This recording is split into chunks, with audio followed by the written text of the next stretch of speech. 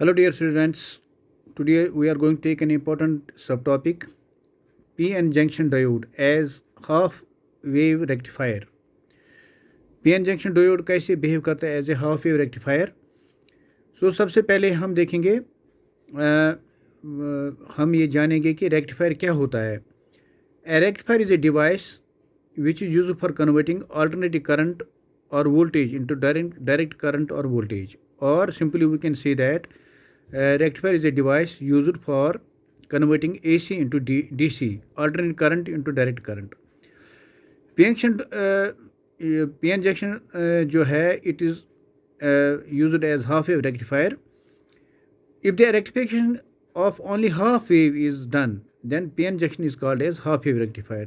अगर rectification किया जाता है सिर्फ half wave का, if the rectification of only half the wave is done, then जो PN जंक्शन डायोड को उसका हम बोलते हैं, PN जंक्शन को बोलते हैं हम हाफ वेव रेक्टिफायर.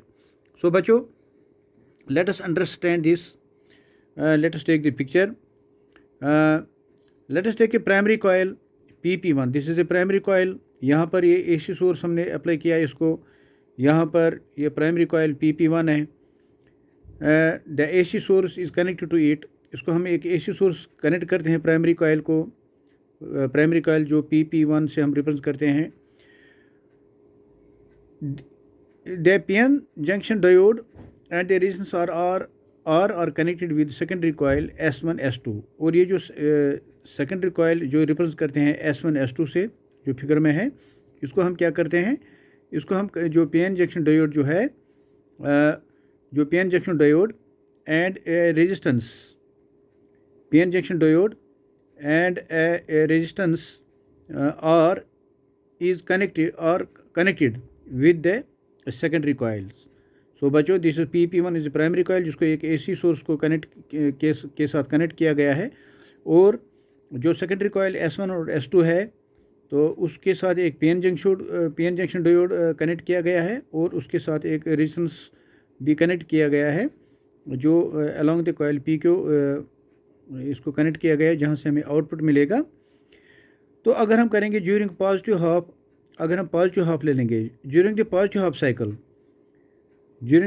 साइकिल, क्या होता है, ये जो P1 is negative and P2 is positive.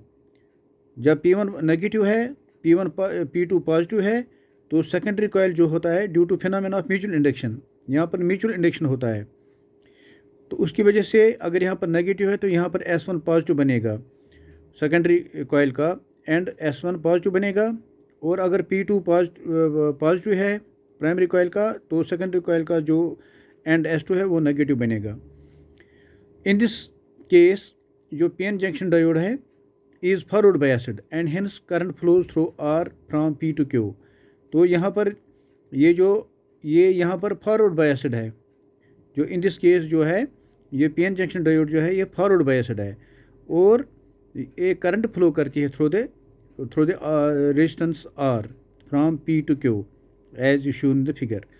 उसके बाद अगर हम ले लेंगे during the negative half of this cycle, during negative half cycle, suppose P1 is positive, primary जो कॉइल है उसका P1 एंड पॉजिटिव है, और P2 एंड नेगेटिव है. प्राइमरी कॉइल का P1 एंड पॉजिटिव है और P2 एंड नेगेटिव है. Due to phenomena of mutual induction, जो सेकेंडरी कॉइल का S1 वो बनेगा नेगेटिव. अगर प्राइमरी कॉइल का एंड P1 पॉजिटिव है तो सेकेंडरी कॉइल का एंड S1 नेगेटिव बनेगा. इसी तरह S2 पॉजिटिव बनेगा जब प्राइमरी कॉइल P2 का जो एंड है वो नेगेटिव है ड्यू टू म्यूचुअल इंडक्शन होता है. इन दिस केस ये जो PN जंक्शन डायोड है ये it is reverse biased and hence current does not flow through the resistance R. वो यहाँ पर कोई करंट फ्लो नहीं करेगा. सो जब हमने यहाँ देखा, यहाँ फॉरवर्ड बायस्ड था, PN junction diode forward biased था फर्स्ट हाफ साइकिल में, पॉजिटिव हाफ साइकिल में, तो यहाँ पर करंट फ्लो करता है रेजिस्टेंस में.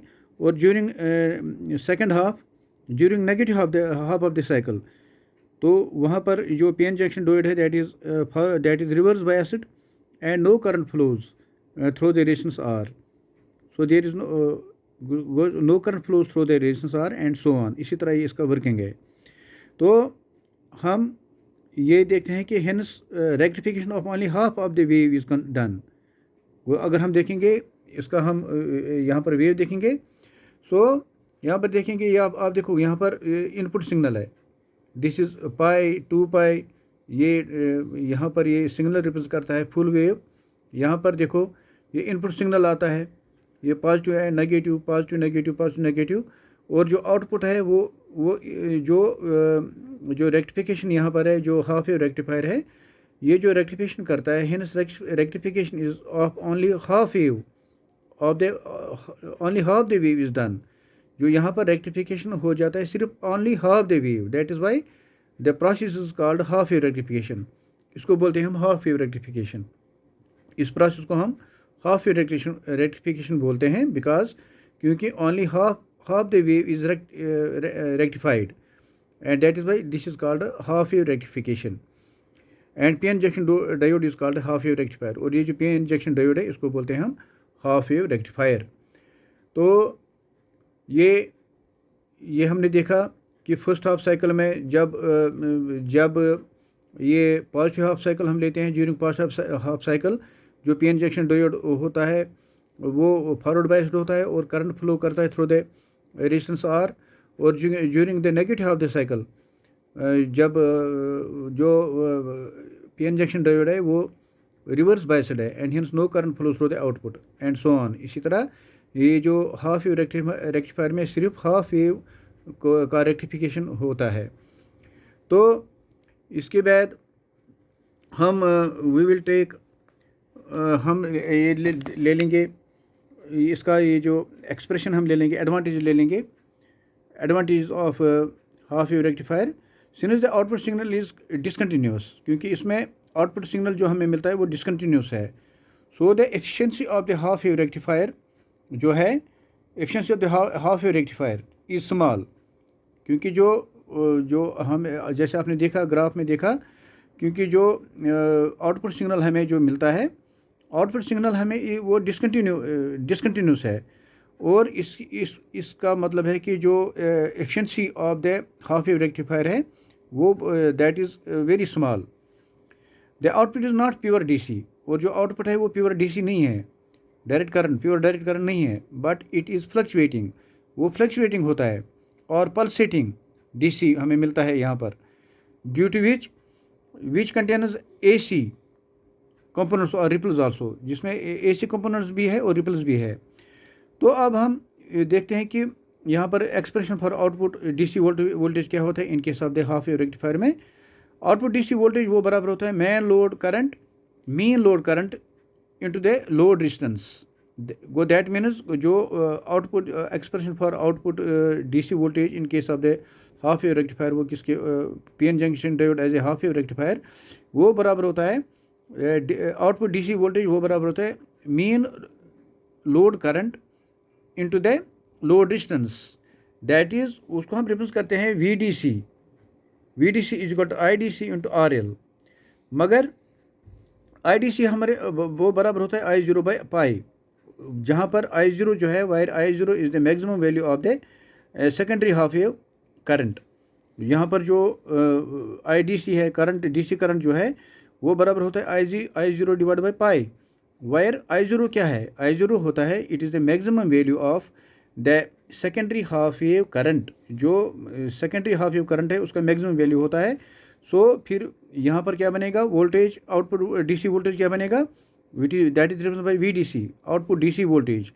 दैट इज़ यहाँ पर हम वैल्यू दे देंगे इसको, IDC के बजाय हम लिखेंगे I0 divide by pi into RL.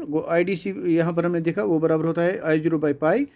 Output voltage that is जो आउटपुट DC वोल्टेज है that is equal to I0 by pi into RL. This is the expression for output DC voltage in case of the half wave rectifier. So बच्चों इस video में हम यही करेंगे. आज हमने पढ़ा PN junction diode as a half wave rectifier, उसके डिसएडवांटेज भी हमने पढ़े, और expression for output DC voltage भी हमने निकाला क्या होता है. Thank you very much.